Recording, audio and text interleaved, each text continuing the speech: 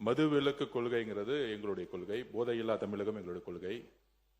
ஆட்சிக்கு வந்த பின்போ ஆட்சிக்கு வருவதற்கு முன்போ இங்க இருக்கக்கூடிய சட்டமன்ற உறுப்பினர்களும் சரி, இங்க இருக்கக்கூடிய அமைச்சர்களும் சரி, எந்த தொழில்களிலும் நாங்கள் ஈடுபட்டது கிடையாது. முக்கியமாக மதுவில். ஆட்சிக்கு வந்த பிறகு திமுகவுடைய ட்ரெஷரர் சாராய ஆலையை நடத்துகிறாரா இல்லையா? ஒரு கேள்வி. திமுகவுடைய பாராளுமன்ற உறுப்பினர் ஜெகத் ரட்சகன் சாராய ஆலையை நடத்துகிறாரா இல்லையா?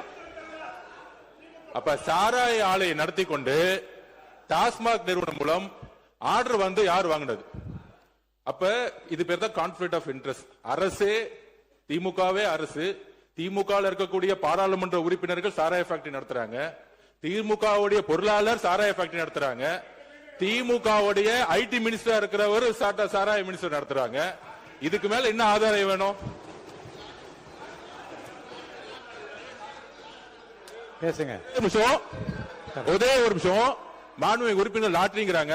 திரு உதயநிதி அவர்கள் சொல்லணும், ஏன் 900 கோடி ரூபாய் லாட்டரி நிறுவனம் வாங்கினாங்க திமுக? பதில் சொல்லட்டும். பதில் சொல்லுங்க. தைரியம் இருந்தா லாட்டரி நிறுவனம் 900 கோடி ரூபாய் திரு மு.க. ஸ்டாலின் அவர்கள் ஏன் வாங்கினார்கள்? தைரியம் இருந்தா சொல்லுங்க. அப்ப சொல்லுங்க. நான் எந்த